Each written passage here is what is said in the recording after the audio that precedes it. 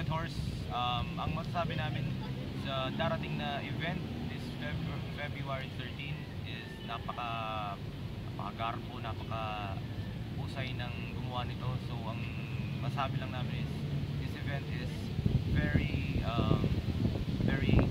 passionate with music. Kasi lahat ng banda nagtipon-tipon para mag-battle. At maraming salamat, at kami ang isa sa mga napili dito sa buong Pilipinas. So judge na rin yung para honor tayo na kasama natin sila sa ganung kalaking event.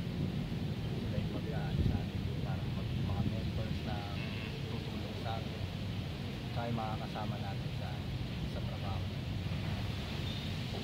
Nagsimula yung Orb of Blood, bali nakita ko si Mian sa battle. Parang iba siya mag-perform eh, parang favorite ng front match. Tapos yun, pinunta ko siya sa bahay, nag-usap kami tungkol sa banda.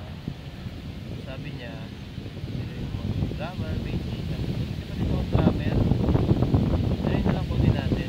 Tapos, nakilala siya ng kapatid niya, kabal. Tapos kinuha niya si Ading tsaka si James. Ayun.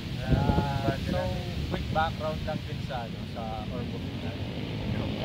So, nag-start kami sa mga typical type ng music lang talaga, yung mga madaling i-cover para sa isang parang starting lang ng pagbabanda.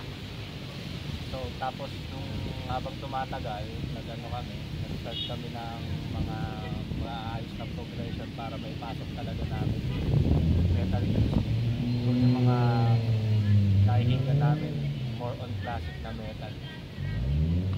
Saka ikaw po. Ako as a drummer, mahirap sa Orb of Blood kasi kailangan talaga ng disiplina eh. Una-una yung gumagawa siya ng tunog pero kailangan talaga ng oras eh. Ikaw dyan? Bali, yung pagpasok namin dito sa finals, parang isang panaginip. Kasi lahat kami natutulog na nung semis, tapos nagulat kami nung tinatawag yung pangalan namin. Yan, kami pala yung nanalo nun. So, napakasarap na experience tong nararanasan namin. we're beyond ecstatic on that point. Tapos para kaming high school girl na kinikilig. Taig pa namin yung mga yun. So ngayon, Red Horse, darating kami dyan, and we will going to destroy the crowd. Watch us out.